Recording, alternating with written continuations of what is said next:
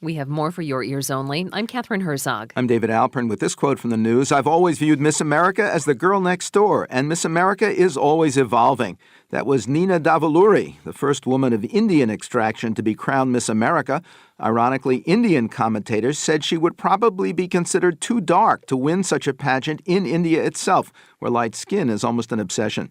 Now this. How was work today? It was good. I had that really nice woman who talks about her ex-husband a lot. He was terrible in bed, very clumsy, no sense of humor, so irritating. Let's just hope it wasn't my ex-wife. Albert is a loser. In the romantic comedy Enough Said, the endearing Julia Louis-Dreyfus plays a divorced massage therapist who may have just stumbled on her next Mr. Right, played by the remarkable James Gandolfini. Turns out, however, that he's Mr. Wrong in the eyes of her new best friend, played by Catherine Kinnear, her ex-husband, in fact. The film is both funny and honest, as well as a bittersweet reminder of the enormous void left by Gandolfini, who died this past June at the age of 51. Film critic Marshall Fine calls it a revelatory performance by Gandolfini, one that allows him to break away from the tough-talking crime boss character who made him famous on HBO's Emmy Award-winning The Sopranos.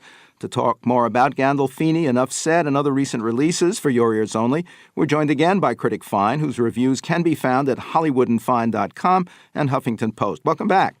Well, thanks for having me. You write about a special warmth to Gandolfini's performance in Enough Said. Tell us more about his character, Albert, and how it reveals the range Gandolfini had as an actor, but really got to show. Well, he plays the curator of a television museum, sort of a popular culture museum like the Museum of TV and Radio. And what is revealing about it? Well, think of it this way. Can you remember a time when you saw James Gandolfini smile warmly in any of the other roles he's played? It's such a revelation when he does that in this film because he's playing a laid-back, just normal, middle-class suburban guy who happens to be divorced. And it's, as I said, it's a revelation because we never really saw that side of him. And unfortunately, we probably won't get to again. And so I'm glad we have this movie. How is the chemistry between Gandolfini and Louis-Dreyfus? In theory, it seems like an odd match. Well, it's fascinating. It's sort of jujitsu because she is Julia Louis-Dreyfus is a little bit manic. She's got that energy that Lucille Ball or Carol Burnett has, and she's known for TV. And Gandolfini is her opposite. He's sort of laid back and counterpunches with one-liners. And so it's really a delicious chemistry that the two of them have, and you really believe that these two could get romantically involved. Let's focus next on a timely terrorist thriller, Closed Circuit, starring Eric Bana. You call it the most chilling film of the year. Well, given the revelations about the NSA and the way they've been listening to our phone calls and reading our emails, this is a movie about a terrorist trial where the defense attorneys realize that they're being watched by the government. It takes place in England where they have closed-circuit cameras virtually everywhere, and it seems like there's not a square inch that isn't under surveillance. So it really ratchets up the sense of paranoia and suspense in this film. Another film you said seemed meant to be a thriller but fails is Prisoners, starring the hunky Hugh Jackman and somewhat hunky Jake Gyllenhaal. What's the plot and how does it miss the mark? Hugh Jackman and Terrence Howard are the fathers, two suburban fathers whose daughters go missing on Thanksgiving. They've been kidnapped, and Jake Gyllenhaal is the cop who is on the case. Unfortunately, this movie, for me, a thriller is, ideally no more than about 2 hours. This movie lasts 2.5 and really runs out of steam after an hour and a half.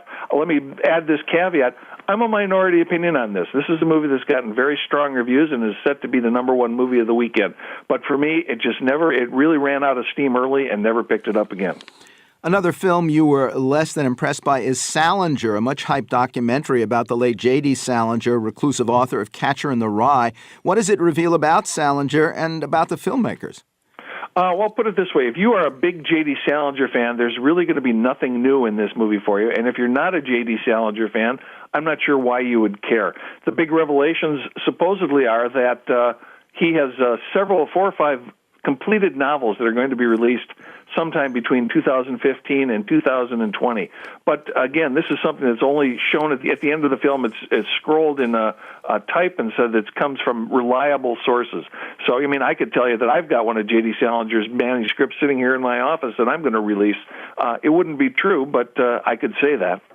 Let's turn to Adore, starring Robin Penn, Naomi Watts, as two lifelong friends who end up sleeping with one another's sons. It was one of the more uncomfortable trailers that I have ever watched with my teenage stepson, and his review was actually gross. I'm wondering what yours is. They're such close friends, and the two families are so close that one of the boys even says it practically feels like incest, that this is his second mom. And yet this is a movie that doesn't creep you out because it doesn't focus on the sex. It's more about the relationships and the havoc it wreaks in the lives of these characters. I thought it was really an intriguing film, probably a little slow for some people, but great performances by both Naomi Watts and particularly Robin Wright. And it's an Australian film with amazing scenery. It made me want to visit the spots that they live at.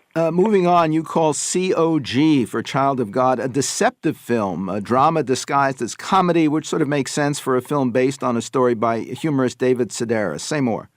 Well, this is about it's a character based on David Sedaris who finishes his master's degree at Yale and decides he wants to have sort of a Grapes of Wrath, back to the earth experience, and goes to Oregon to work on an apple picking farm. Then ends up working in a factory and that's sorting apples, and finds that working with working people is not the sort of idyllic back to the earth experience that he thought it was going to be, and really has his eyes open. Film critic Marshall Fine. You can find his reviews at HollywoodandFine.com and the Huffington Post.